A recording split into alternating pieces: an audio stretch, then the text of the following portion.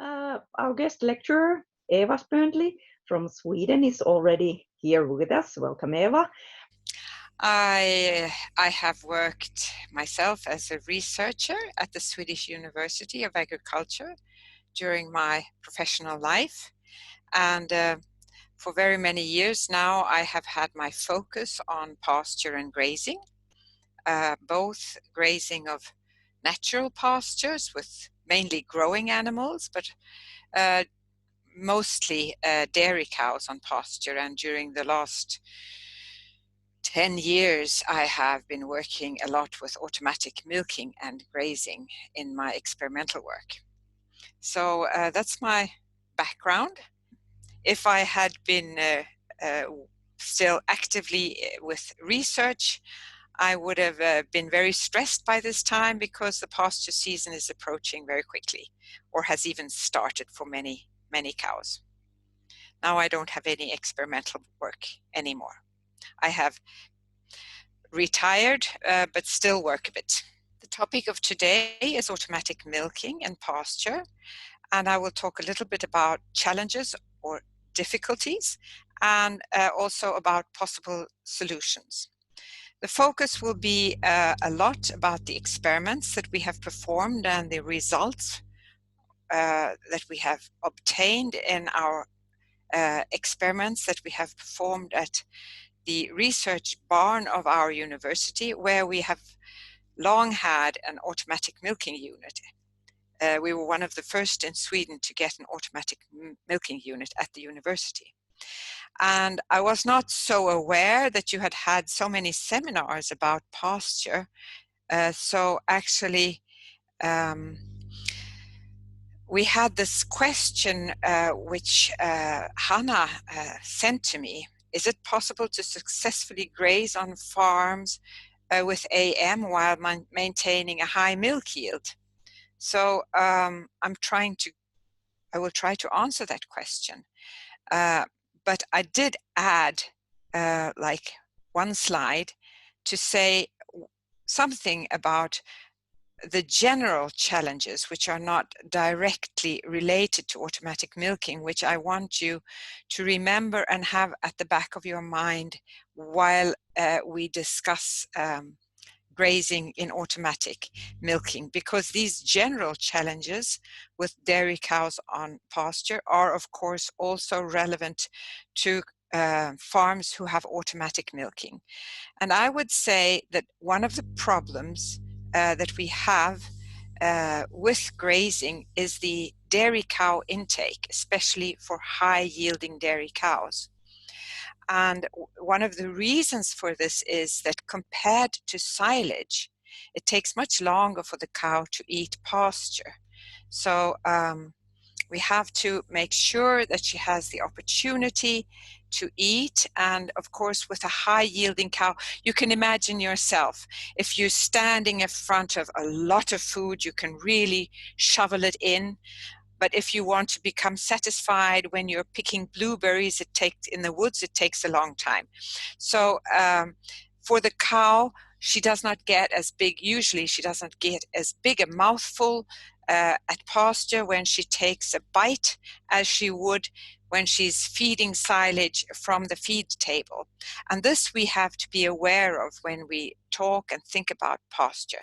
That's one of the challenges. And so with this at the back of our mind that it takes longer to eat, we must also assure that the pasture quality and quantity is sufficient. During the pasture season, the quality can vary and the quantity can vary quite a lot. Now, this is not specific for automatic milking, but it is a very important aspect that we have to be very alert to. The pasture quality must always be very good, and the pasture quantity must be sufficient for the cow to be able to get a sufficient feed intake from pasture. Now, this is the slide that I have added. Now I will go on to discuss this once again. Is it possible to successfully graze on farms with automatic milking while maintaining high milk yield? And I will start with the economy, because I think sometimes I've discussed this at the end of my presentations, but if there are farmers present and who are listening today, I think the economy is what is most important and most in focus when you're thinking about your milk production. So I want to say a few words about this. Now, we had in Sweden, we had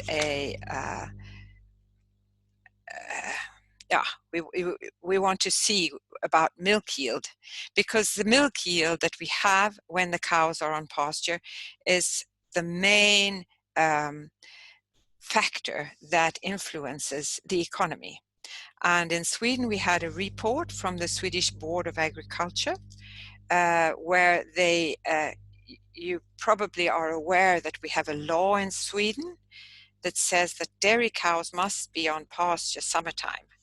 Now, they don't have to be on pasture 24 hours. It's enough if they have access to the pasture during 6 hours daily.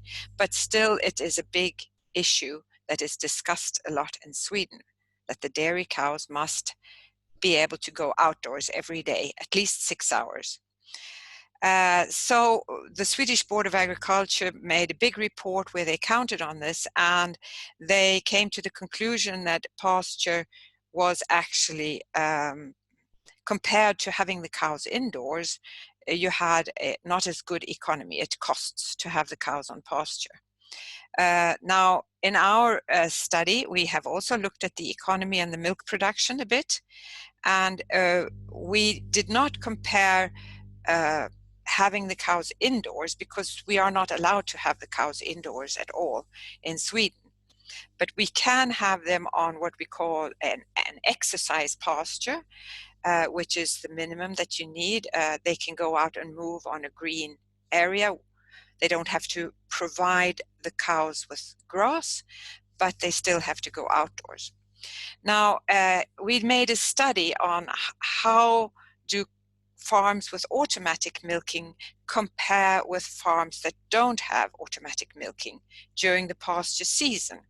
And we compared farms with themselves. So we compared the production level of the farm during the winter with the production level of the same farm during the summer. And we tried to, in our statistical analysis, we also took into consideration that they could have different stages of lactation. So that was also in the statistical model.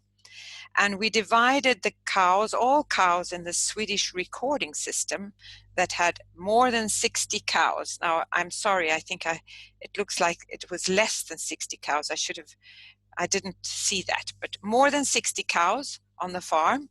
And we had organic farms without automatic milking, organic farms with automatic milking, and compared them also with the category of conventional farms without automatic milking and conventional farms with automatic milking. Now, as you all know, conventional farms usually don't have as much pasture in the dairy cow diet as the organic farms. So we thought it was an interesting comparison in relation to pasture and grazing. So let's look what it looked like. We see here the pattern, a curve. This is not the result of the statistical analysis, but we see it's data from 1,545 farms with more than 60 cows. And you see the curves at the top are conventional farms. And here at the bottom, you see the months of the year. And you can easily see here that during the winter, all the curves were higher, and then when the pasture season started, they dropped in milk production. And for conventional farms, there was no difference between the farms with automatic milking compared to the farms without automatic milking. So we have quite a number of farms here, 557 with automatic milking and 751 without automatic milking. And then we have the organic farms. And what I think is interesting here is that we see actually the same picture, the same drop in milk production with the conventional farms compared with the organic farms. So even though they, to a large extent, only have exercise pasture on the conventional farms, they just have the cows can go out just outside the barn door, while the organic farms, they have to have pasture in the diet. And we see the same drop in milk production for both these categories. We had 144 cows with automatic milking, and we had 93 cows without automatic milking in the organic group. And here you see actually that the farms with automatic milking, the organic farms without automatic milking, actually were more successful in their production compared to the ones who did not have automatic milking. So that's quite nice with regard to automatic milking, and they had the same drop when summer came. So automatic milking does not really seem to be big. It doesn't seem that the farms, there's a big difference between farms with automatic milking compared to conventional or farms without automatic milking. And that is kind of reassuring if you are interested in automatic milking. So the next slide. Well, okay, there was a significantly lower milk production during the summer in this analysis. And there was less milk summertime, even though the analysis compensated for many farms that had a later stage of lactation in the summer. So we tried to compensate for the fact that they were in an earlier stage of lactation in the winter. And then we had the same drop in milk production on conventional farms with little pasture in the diet and organic farms with large amounts of pasture in the diet. And so my thought around this is that perhaps the drop in milk production is not only or mainly, not even mainly, due to grazing. It might be that there are other factors during the summer that contribute at least to the lower production summertime. But we did see a clear lower milk production in the summer. So what I wanted to say is that I don't think pasture needs to be a major problem, even though we see this drop in milk production. And the difference between the automatic milk farms and the not automatic milk farms was not big. It was even higher milk production in the organic sector for the farms with automatic milking, and it was exactly the same for the conventional farms. And also, we also see the same type of drop, even though the level was lower for the organic farms. We saw the same drop also on the conventional farms when the summer came. But the milk yield is the most important factor that determines profitability.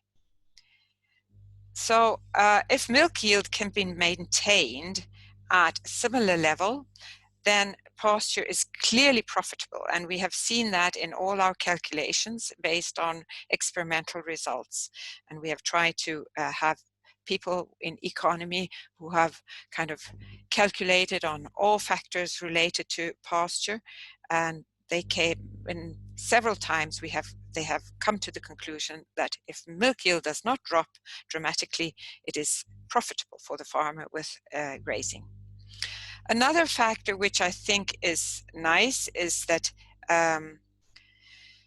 milk or pasture is very good for leg and claw health. So this is a very important factor, which I think is perhaps hard to see on the individual farm.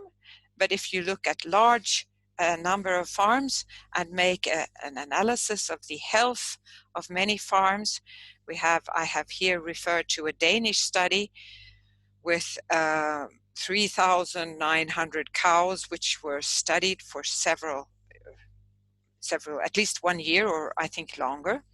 They followed the cows with individual checks. They came to the conclusion that pasture is definitely good for leg and claw health. So now we come to we've talked about the economy. I really wanted to talk a little bit about this. Now we talk about the management alternatives. In Sweden, we are allowed to have production pasture, or we can have exercise pasture. We can have 24-hour grazing or part-time grazing. But sometimes when we talk about these things, it's important to clarify. I have not made any studies of cows who are allowed to go outdoors and just walk on asphalt or on gravel or somewhere where there's no grass at all. I have made comparisons in my research between production pasture and exercise pasture. So when we talk about cows outdoors, it's important that we know what we're talking about, so we don't talk about we have this effect of, for instance, in Sweden, our grazing law, but for us, both the exercise pasture and the production pasture is permitted. I want to focus on the production pasture, but we'll talk as a comparison also quite a lot about the exercise pasture as an alternative. So if we look upon these systems, the grass in the diet increases as we go from exercise pasture to production pasture. And if we look at other countries, we have countries which have a very lot of pasture in the diet, like Ireland or New Zealand or countries like that. They have very favorable conditions for grazing, and they have a low cost pasture-based production with a very high amount of grass in the diet. I will not talk so much about that type of production, or not at all actually, because in Sweden it is not an alternative that is used by many farmers. So I want to make it clear that I'm talking about high-yielding dairy cows and trying to maintain their production level during the pasture season. And as this, as the pasture in the diet increases, there is a risk of decrease in milk yield and lower income if we're not successful, especially at the low-cost pasture-based production where we don't give hardly any supplements at all. They usually have a low cost and a lower milk yield, but when they have very long pasture seasons, as they have in Ireland, for instance, it can be profitable and economic anyway. So what makes grazing in automatic milk barns so different to other type of grazing? Well, for cows with in automatic milking systems, the cow motivation is very important. And if we can't motivate the cows to go out on pasture, they can start maybe going outside the barn door and just laying down in the cow lane because they can't be bothered to go all the way out. And that's not so good for the milk producer. So we want a steady flow of cows going to the barn or out to the pasture and coming back in a steady flow, like a few at a time, because we can't take all the cows coming back at the same time, because then there will be just a very long queue to become milked. So we have some management alternatives, and we have studied experiments with 24-hour pasture access. And I will start before our break to talk about these experiments. And then we have experiments with what I call part-time grazing, where the cows have access to the pasture between 8.5 and 12 hours. So those are two management alternatives within grazing here that I will talk about today. And if we start to talk about the 24 hours they have access to the pasture both day and night, we had some questions.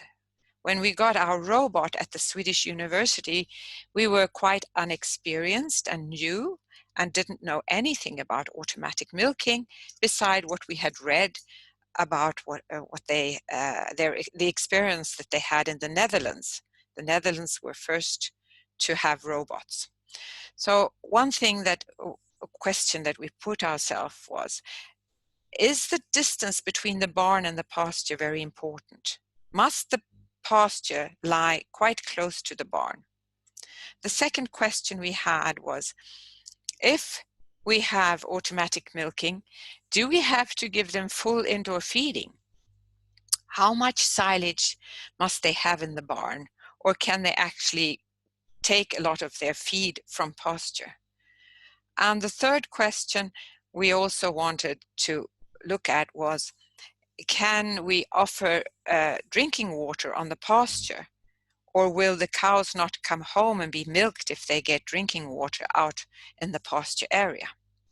So if we start with the first question, must the pasture area be close to the barn? That was our first experiment. And here you see a pasture area quite close to the barn, the cow coming and some of them grazing.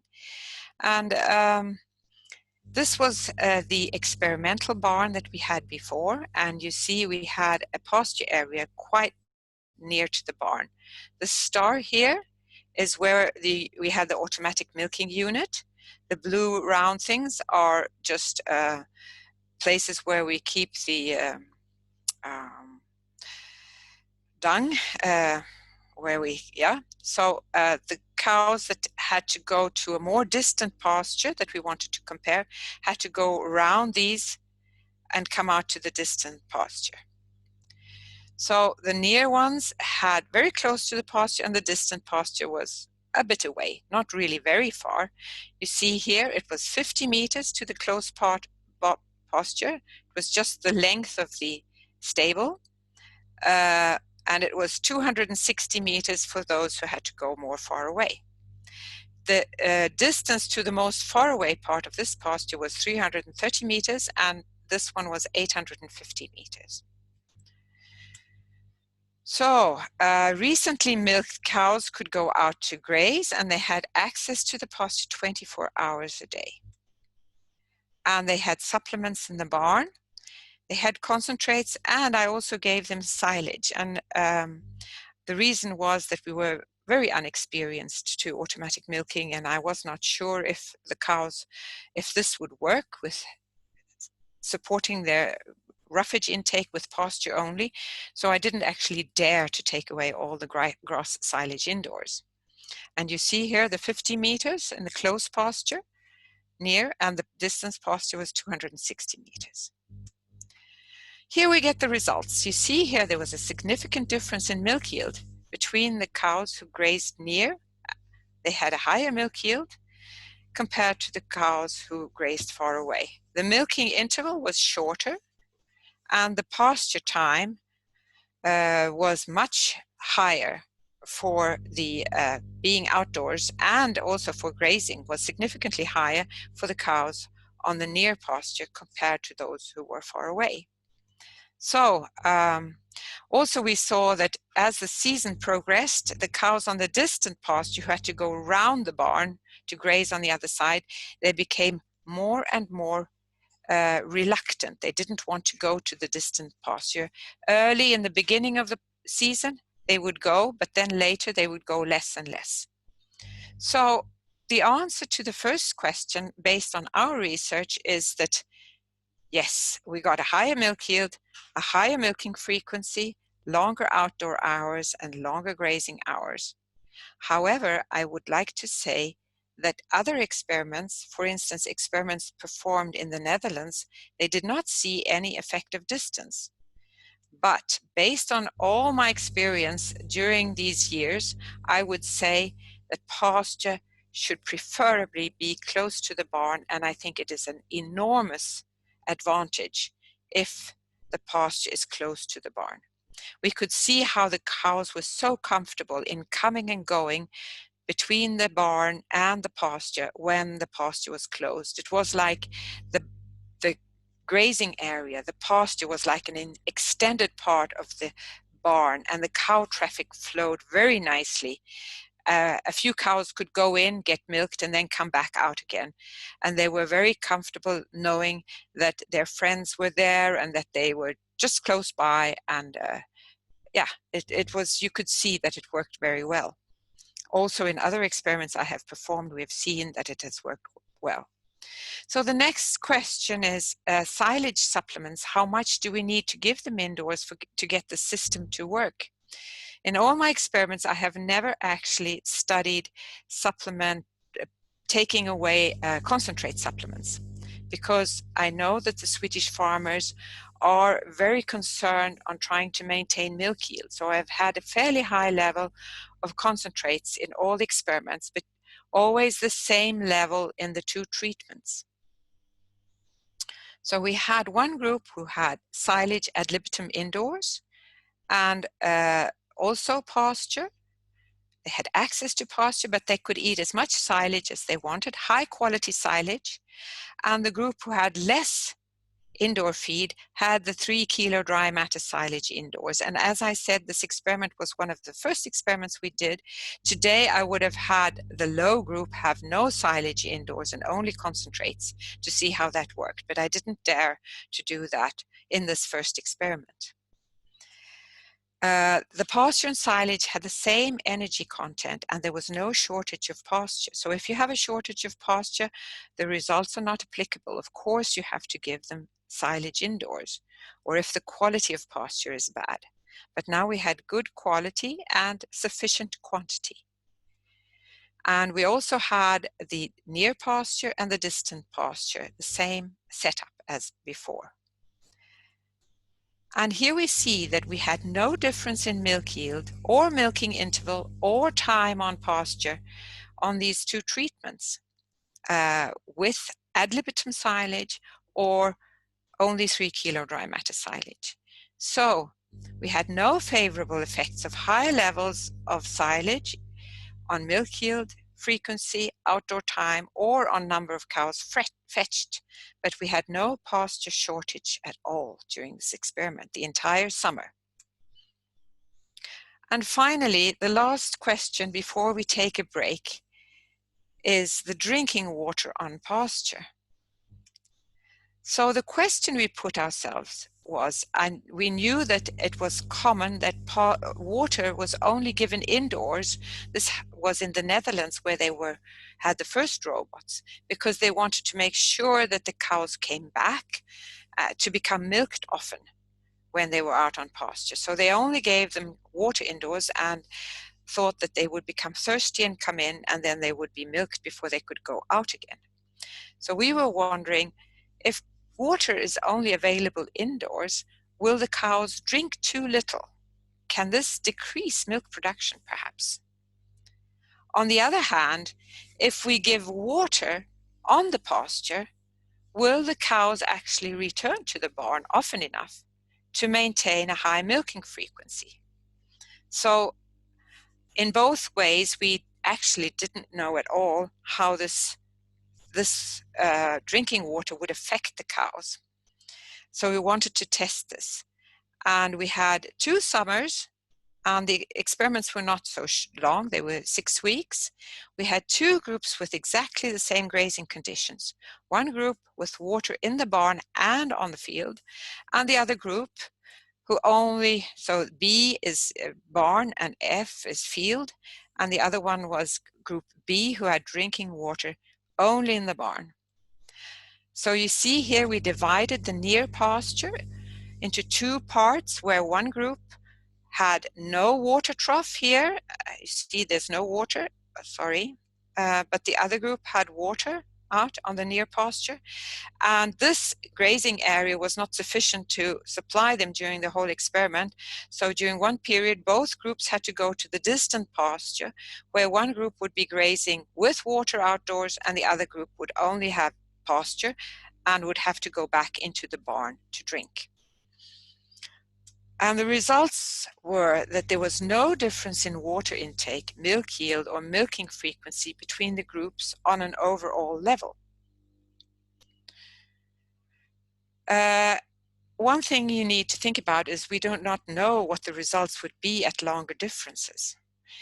One thing was also that we saw during one sub-period out of many, we kind of divided the experiment into sub-periods depending on whether they grazed near or far away, or whether it was the first or the second year's experiment.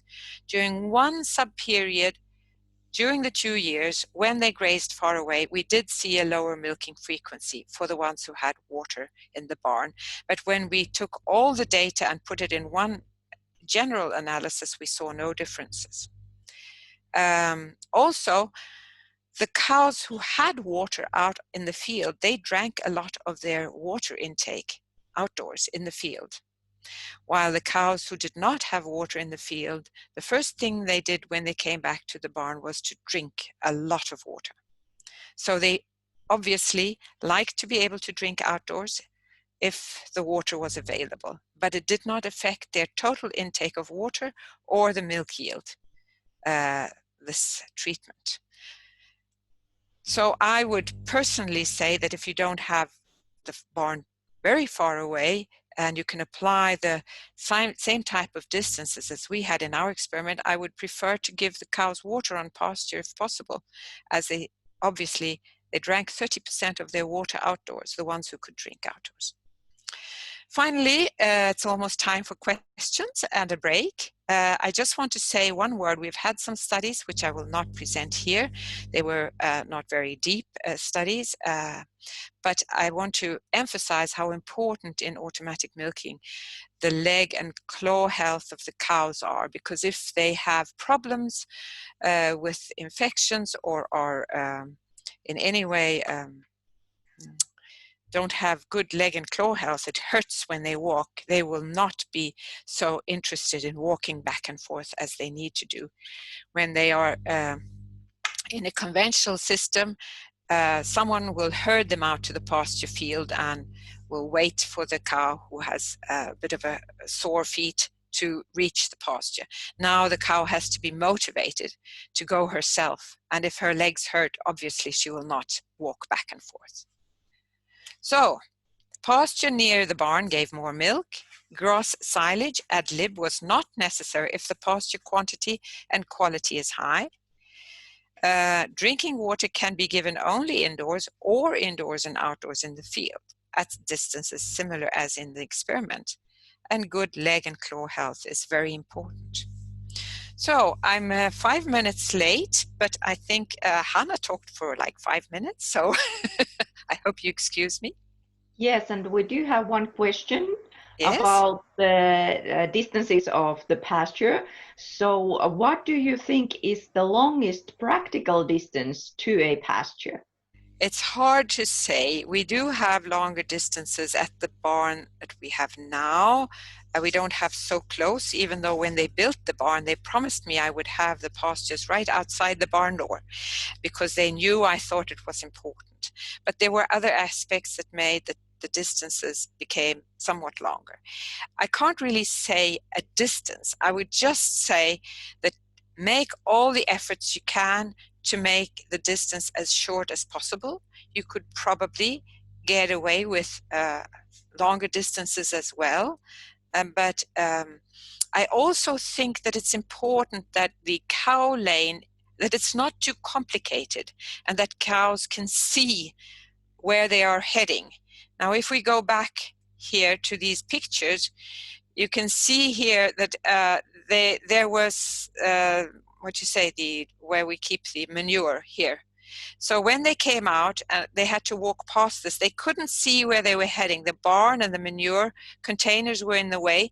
So the cows who had to walk to the distant pasture, it was only 260 meters, but they couldn't see if there were other cows there, and they couldn't see where they were heading. I think these factors are important. Also that you don't have to go in 90-degree turns and things like that.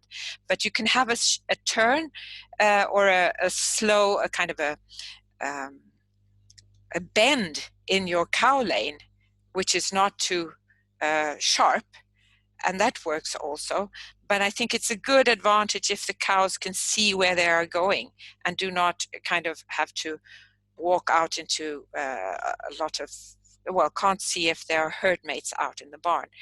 I think you could have much longer distances than we had in this experiment and still have successful grazing.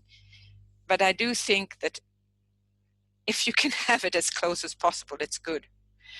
I don't know if that's a good answer, but I hope you understand it's very difficult to say a definite measure on this, because it depends on the layout of the barn, the what the cows can see, how the cow lane is structured, what kind of a system you have with milking permissions, supplements indoors, and things like that. So I can't really give you a definite answer, but I make it easy for the cows to find their way out and to see where they are heading, if possible. Is that a sufficient answer? Well, the person who asked about that said that this was a political answer. Good point. Thank you. Okay. So I think he's happy with this answer. I can mention that in the Netherlands they have compared, I think, 500 meters with 300 meters. But they also had a system with part-time grazing. They had quite a lot of supplements indoors. There was lots of factors which contributed to that they didn't get a difference between 300 and 500 meters. Yeah. But we don't know what it would have been if they had 50 meters either. Good. So then we have another question. How about temperatures of these 2 summers? Were they high, and or was there difference between these 2 summers? To be honest, the experiment with the distances, I remember very nice weather in the early season. We usually have quite dry and warm weather, nice weather. I don't know if the cows think that's nice weather. They don't seem to like rain a lot. My experience is that especially in the early season, they will come running home when it starts raining heavily. They might stay out for a little while to check whether there's going to be real rain or if it's just a drizzle, but they do come home when it rains. And in that first experiment with the distances, they came mid-season. We had a week of heavy rain, and all cows did not go out very much then. Both groups tended to not go out much. They were like standing in the door waiting for the rain to cease. But the cows on the near pasture still grazed the same, while the cows on the distant pasture, they decreased their grazing time to half of what they had before. And then during the remaining part of the season, this was in mid-July sometime, and in August the weather became very, not hot, but sunny and nice. The cows liked to be outdoors. The cows on the distant pasture laid down in the cow lane and didn't bother to go to the pasture much. They still had only, before they had spent 20% of their day grazing, they spent only 10% of their day grazing when in the August, even though the weather was nice. And while the cows on the near pasture spent still 20% of their time grazing. So that was that summer.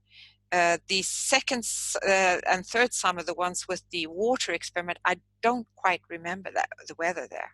I'm sorry. I can check during the break and see if I have written anything in the publication. 12 days with over 25 degrees as a max during the day and night period. The second year was cooler. It was 15 degrees. There were 2 days only that had a maximum temperature of 25 degrees or above. And there was a higher average rainfall, which was 2.4 millimeters per day as an average, and that took place over 9 days. So the second year was a bit cooler. The first year, we didn't really see any big difference in the behavior of the cows during these 2 years, but we did see, as I mentioned, that the cows who had water out in the field liked to drink outdoors when they were there. 30% of water intake took place out in the field. So we continue. Now we have talked about the 24-hour 3 questions related to grazing both day and night. Now we will talk about grazing part-time. And I know this is quite common in other countries, that the cows are allowed to graze for 8 hours or something like that. And in Sweden, or 12 hours. And in Sweden, we also have the law which says that they need to come out on the pasture area every day, and then they have to have access to the pasture area during at least 6 hours continuously. So I thought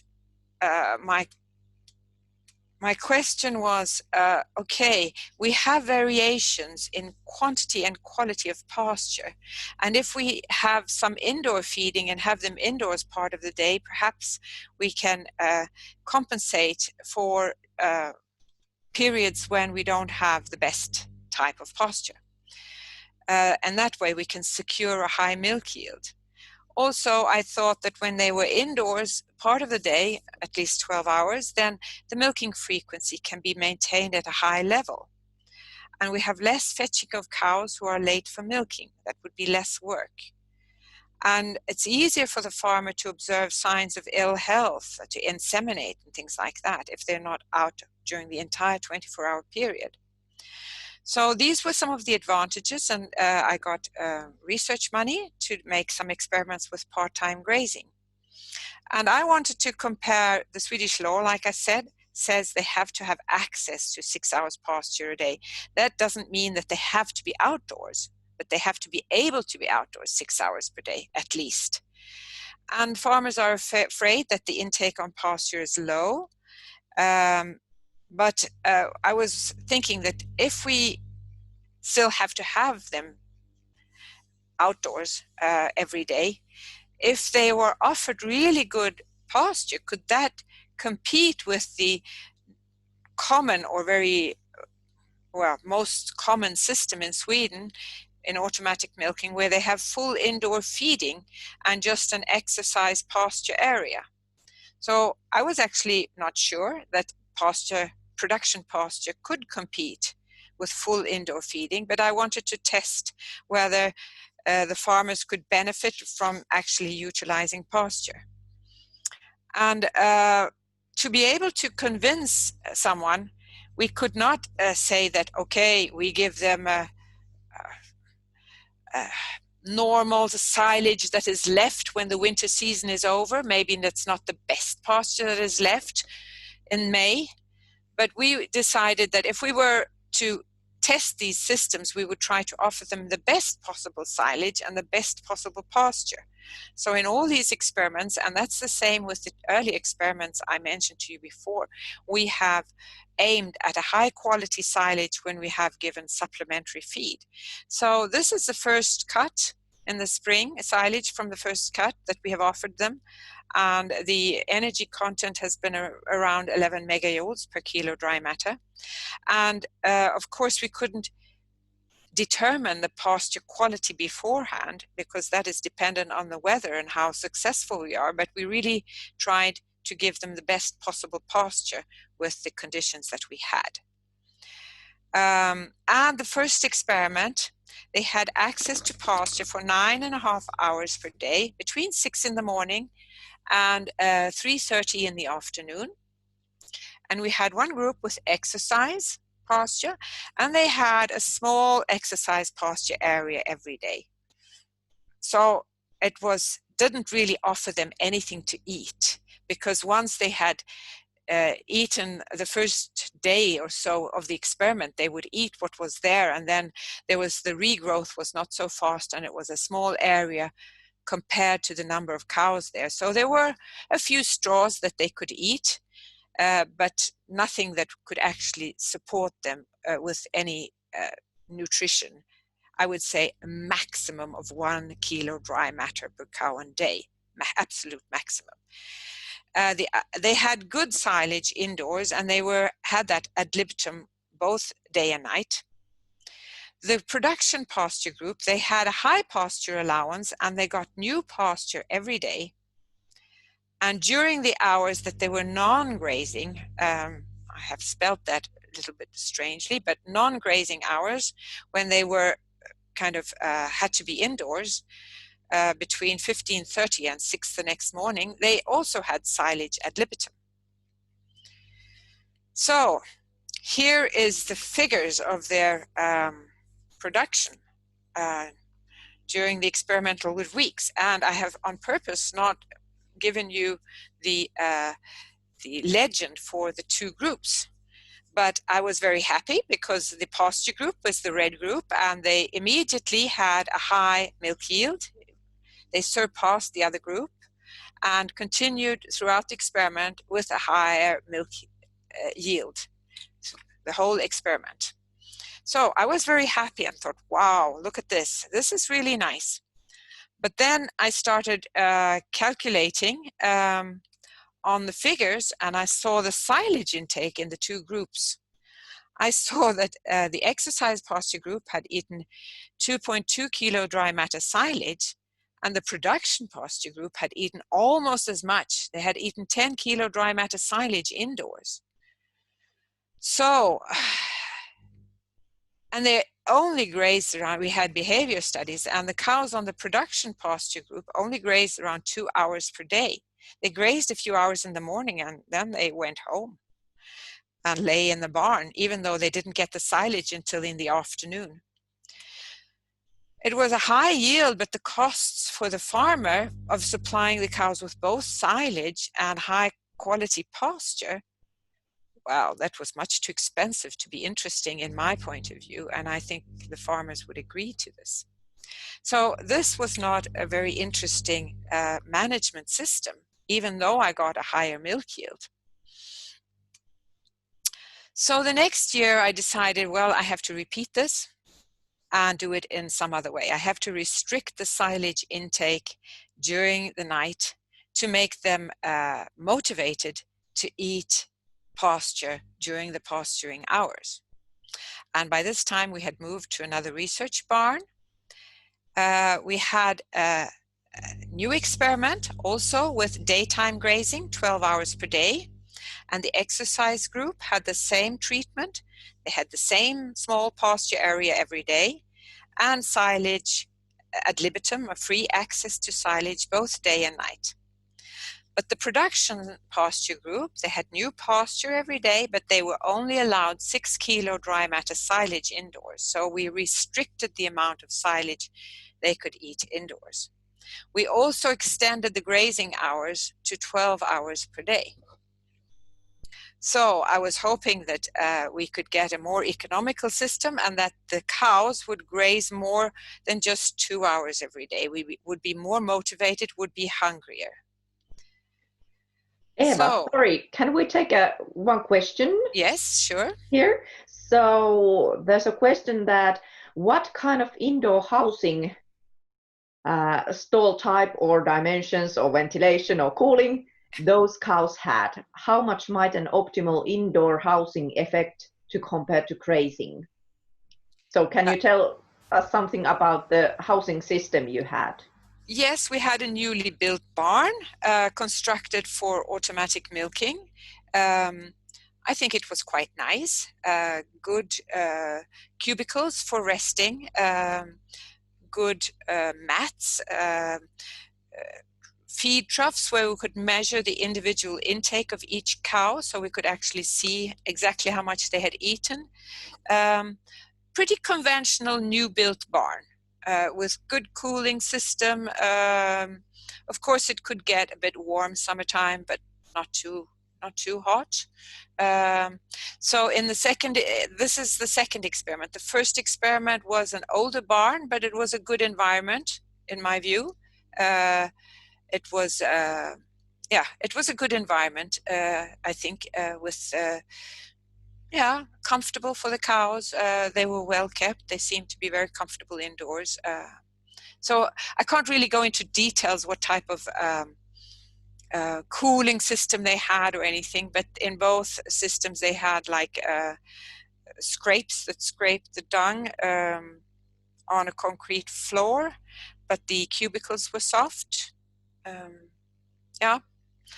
I can't really describe it more in detail, but I would say it was both of these barns, even though the one was older than the other, it was newly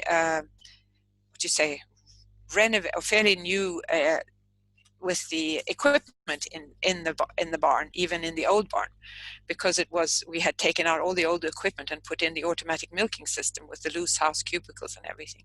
So it was nice. I think it was a good environment. So we go on. So when the silage intake at night was restricted to 6 kilo dry matter in the production pasture group, we got the same milk yield in both groups. So we had a production level of 32.5 kilos per day in both groups, and then no significant difference. And when we look at the behavior, we look how long of the 12 hours, they had access to the pasture for 12 hours, how long were they outdoors?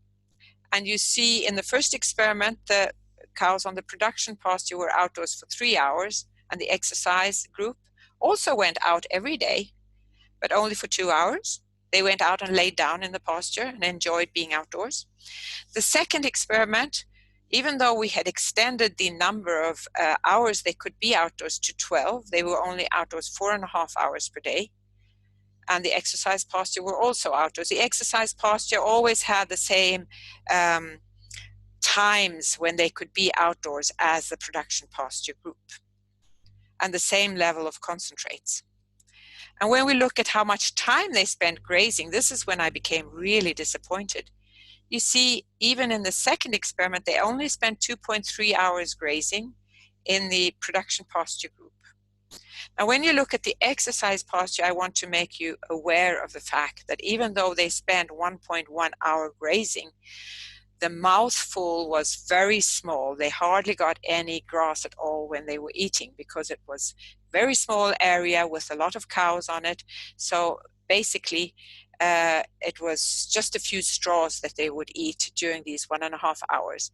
But in Sweden, in the law, it says that the cows must be able to exercise their normal behavior so that they can graze a bit and lie down outdoors and enjoy being outdoors. So in this way, we can say that the exercise group also was okay for the Swedish law. But I was very disappointed that the cows on the this second experiment only grazed for 2.3 hours per day. However, the production level was the same in the two groups. When I looked in more detail to the behavior, we could see one thing which was really interesting. I had some very, very good French students who were making some practice at our department during the summer and worked in my experiment. And here you see the blue part. That is when they are indoors. They're in the barn. So we opened the doors at 6 in the morning, and almost all the cows went out. And you see here they start grazing immediately. That's the green part. That's when they're grazing. But already 2 hours after we open the barn door, cows start going home, back to the barn. And they graze less. And here finally at 10:30 or 11, basically everyone's back in the barn. And then they lay indoors the entire period from 10:30 to about 16 hours. Then they start going out again and starting to graze. But then we had decided that they were allowed to graze daytime until 12 hours, so we took them home here. And so we interrupted their natural grazing period. The red part here is when they were in the cow lane, the yellow part was lying down, and the purple is other behaviors. So this really made me think. I was not aware of the fact that the cows had such a thought in modern systems when they are fed day and night, 24 hours a day. They have access to feed, and especially in automatic milking barn, they are milked throughout the day, they are eating throughout the day. I didn't think that this behavior of grazing morning and evening that you see when cows are out in natural environment was so strong also with the dairy cows. So my question was, of course, after seeing this, grazing 4 hours in the morning and 4 hours in the evening, if we want to have part-time grazing, perhaps that is ideal.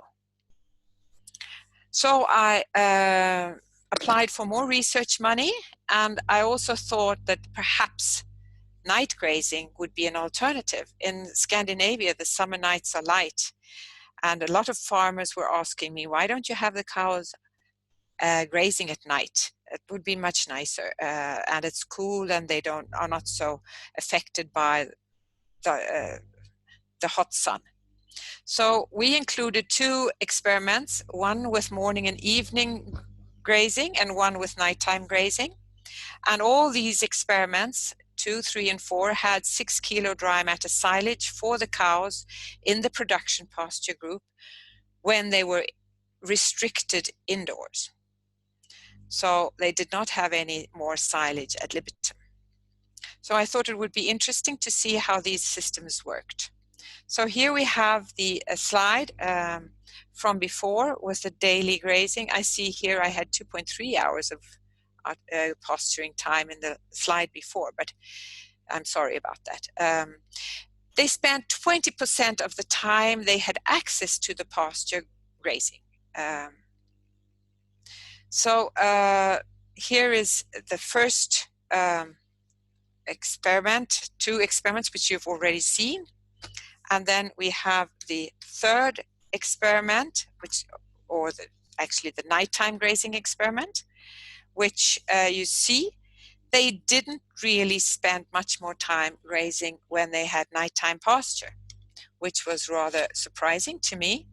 I thought that they would have spent much more time out grazing. We also thought that this nighttime grazing experiment would be very nice at around midsummer when the nights are light and the weather is nice, and that we had it quite long.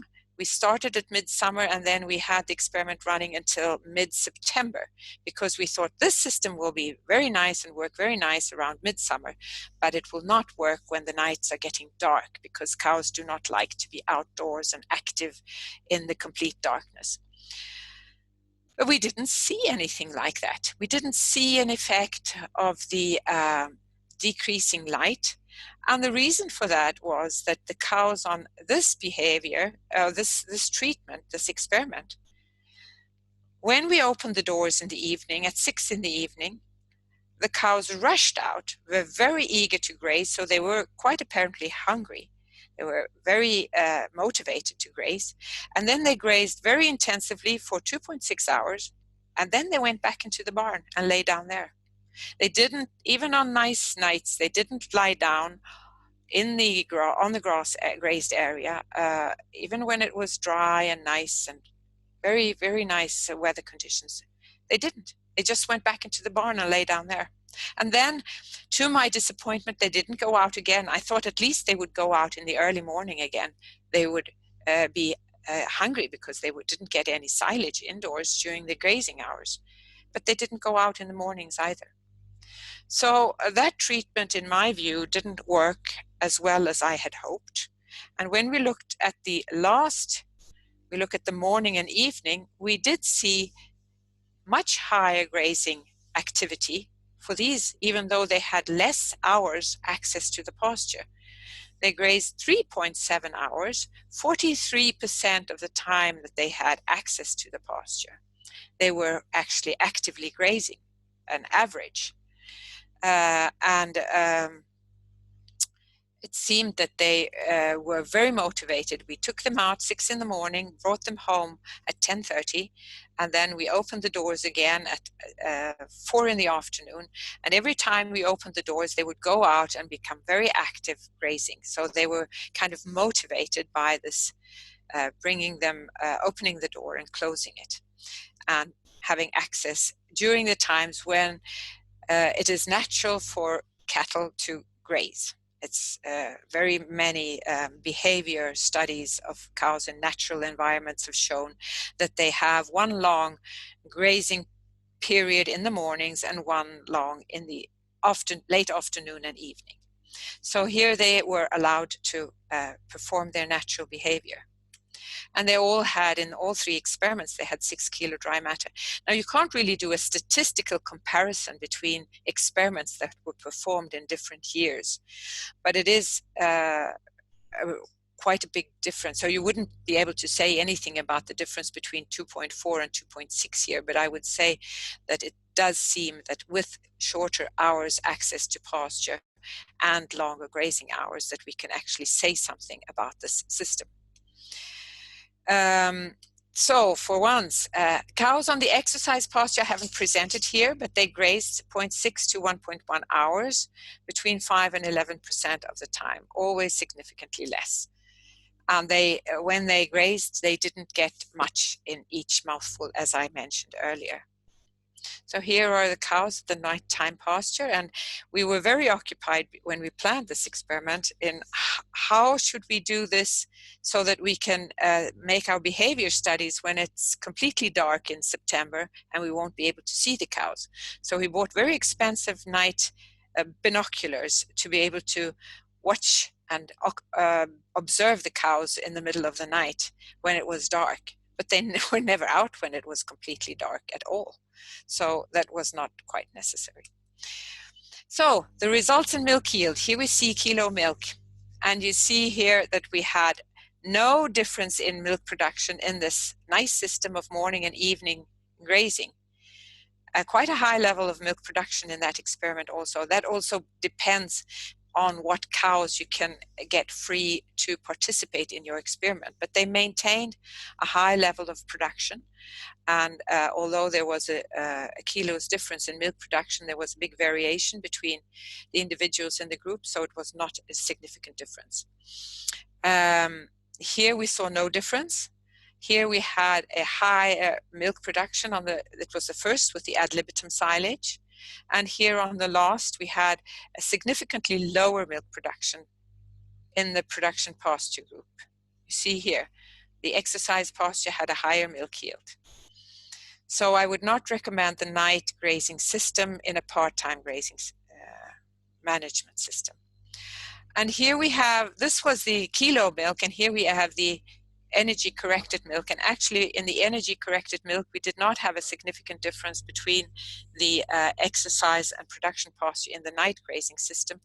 But I would not give as much emphasis on these results because they are based on the previous results with the kilo of milk is based on all milkings throughout the whole experiment, because we have that data from the robot, while the energy corrected milk is based on the times we did our test milking, and that is not as frequent, of course.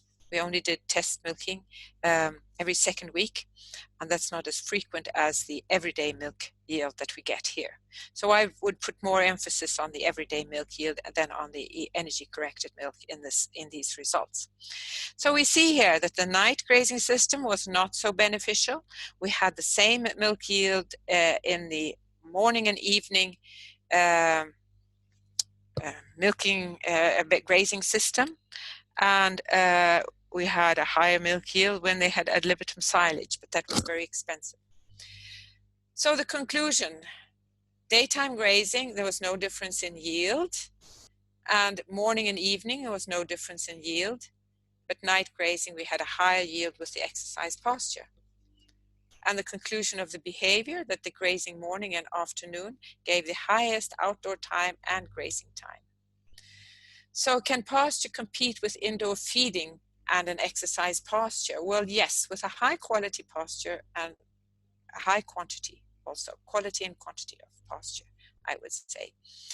I want to say just a few words. I know that we are short of time and that we want to leave within 6 minutes. I want to say a few things of conclusions to draw from this and what to think about with regarding management. And I would say farmer attitude is one of the keys to success in pasture-based production. The attitude explains almost 50% of how they succeed with pasture-based production in research from the Netherlands. And actually, most farmers in Sweden and Norway support grazing. These are survey results, even though there's a big discussion in the newspapers. These, of course, these surveys were done a few years back, not very many years, but a few years back. I can't say what the attitude is exactly today, but we have a large proportion of farmers who do not talk so much and do not write so many articles in the papers, but they are quite positive to the grazing. I don't know what the attitude in Finland is, if you think grazing is just a difficult thing or if you are positive, but you can think about it. If you want to be successful, you have to be a little bit engaged in this. Makes a big difference. Here we have what to take into consideration if you want to have good pasture management on farms with automatic milking. You have to take an active interest in cow behavior on your barn and in general, and try to understand the reason behind cow behavior and take measures to encourage the behavior you want. I think this is one of the keys to success, because all farms are different. They have different exits to the pasture. They have the pasture is situated at different cow lanes at different places. The milking permission is given at different times. They have differences in quality of supplements. There's so many differences. You have to try to be interested in the cows and understand them, and be very, very alert if you see something which is not working so well. The cow lane is important also. Here's some pictures. Also, season. If you are a bit doubtful, I would say put the main emphasis on pasture as a feed during the first part of the season, because that's when you have a high quantity and a high quality. The growth rate of pasture is about twice as big in the early season as later, and you also have the highest quality before the grass goes into seed. And you must try to prevent the grass becoming mature. And also the cows are very eager to graze in the early season. In all my experiments, when I have looked at behavior studies, I see that they're much more motivated in the first part of the grazing season. So if you feel a bit uncertain, I think try to get some economy by utilizing the pasture in the early season. Flexibility, maximum use of high quality pasture when it's available. Supplements when quantity and quality of pasture is not sufficient. So you have to be very alert of what the pasture looks like. And you need to have flexibility here. Daily observations, lie one step ahead. Here is actually a picture of the exercise pasture, and you see there's not much for them to eat there. But here you see some nice pasture in the early season. The cows are grazing and they are actually harvesting their own feed, which is economical. And I would say give priority to high yielding cows, use pasture of lower quality to less productive animals. And active management is profitable. Here I have the same. One thing which you can do if the grass grows very fast in the early season, you can actually have a flexibility so that you have try to perhaps make round bales of those so that you don't get a very stemmy and a mature pasture because it grows too fast for the cows to eat everything. That is one possible management solution that could be useful. And here I have managed to keep the time. There's 2 minutes left. But there was a question about the pasture intake. So yes. How was the pasture intake measured? Calculated from daily intake compared to silage intake, or how? To be honest, I did my PhD research on pasture intake, and I was very frustrated because it was very difficult and extremely difficult and also not very robust, even though I used the most advanced methods with markers and everything. So at that point I decided, until they have some research group working with pasture, and many researchers have come up with a method to estimate or to measure pasture intake in a good way, I will not do that again because I was not pleased with the results. So I have not measured pasture intake. I have made my behavior observations, and we have calculated from milk production backwards on what the pasture intake must have been. And to be honest, I'm not really totally comfortable with those results. But based on the milk yield, cows in the 2 experiments where they had the same milk as the exercise pasture had a sufficient intake to maintain that production level. So they had a similar, we have all these results published, but as we haven't measured it, I didn't really want to put a big emphasis on the pasture intake because I feel very uncertain on what the intake was. The cows with the silage ate a lot of silage, and it was a good quality silage, so they were producing well and eating 12 kilos dry matter silage, and theoretically the cows on the pasture should have eaten a similar amount. So I'm sorry I can't give a better answer on that point. Can I say one last thing for those of you who are still left? Actually, after doing all these, I was very enthusiastic about part-time grazing when I started. But after, as you see, I didn't manage to get the cows very motivated to be out a lot on pasture. They kept going home and they didn't graze as much as I had expected them to do. And I expected them to be outdoors more. And I have thought a lot about why did they go back, for instance, in the nighttime grazing system around midsummer when it's so beautiful outdoors and it's not even dark. And I think one thing which a researcher from Australia has pointed out is that he makes a big difference between systems which are pasture-based, where cows are accustomed to being outdoors all the time. They feel at home outdoors, they are outdoors all the time. In our countries, the cows are indoors 8 months or something like that per year. And they feel at home indoors. I think there's a certain kind of being accustomed to being indoors. The concentrates are there. That's one important factor, of course. They want to go back and get concentrates, but they could have gone out again if they had wanted to. But they're fine, like it's nice indoors. I feel at home here. I get my food, my concentrates, and the water, and a comfortable lying place, and so on. I think this becoming accustomed is one part of it. Then also I think that the part-time grazing system, I'm not sure that this is ideal. I think the best cow traffic I had was in the first experiment when the cows had the pasture right outside the barn door and they had access to the pasture 24 hours per day.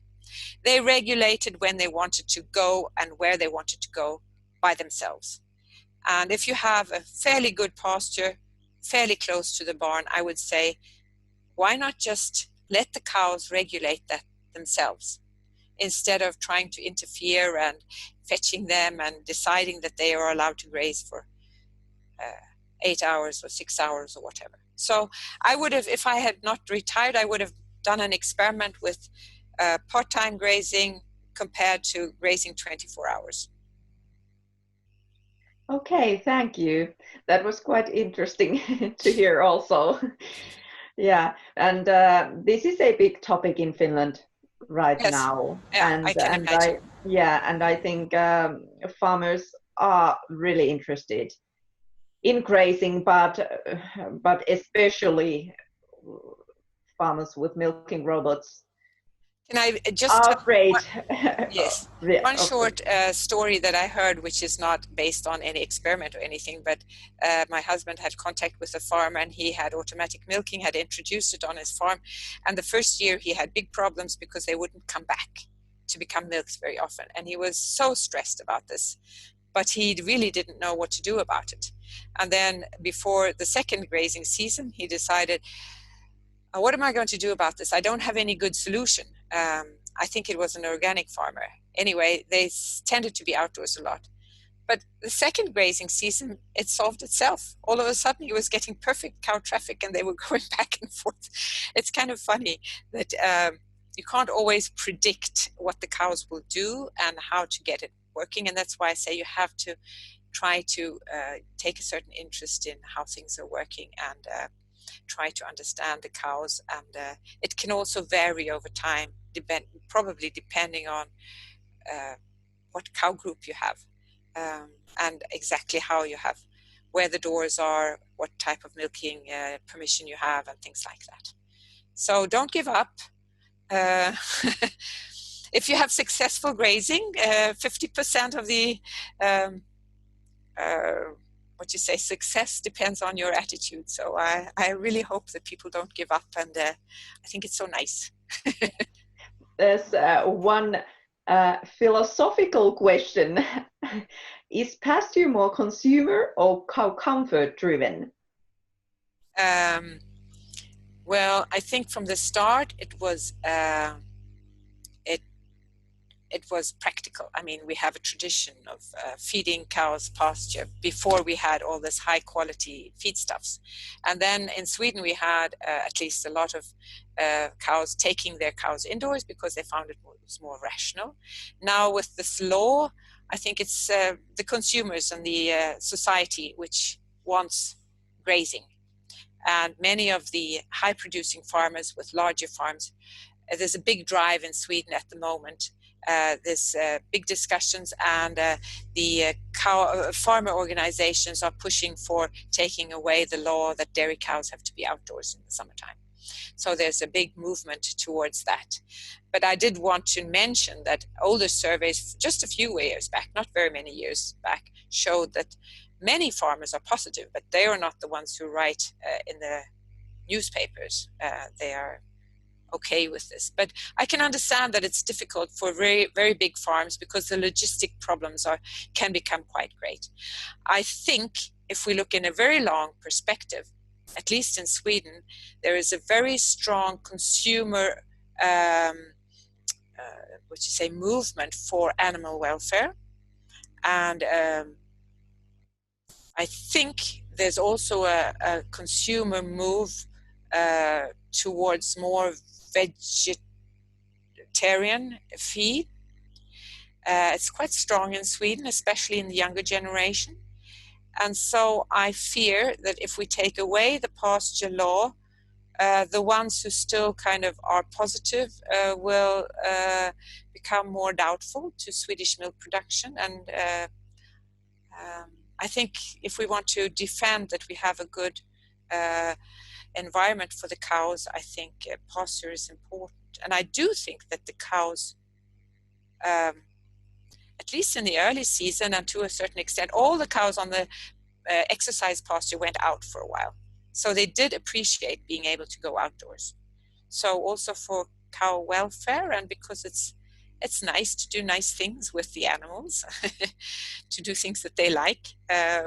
But that's not a very economical argument. I realize that, and I really understand the larger farms with logistic problems and the high economic press. So I can very much understand the arguments against the pasture law also.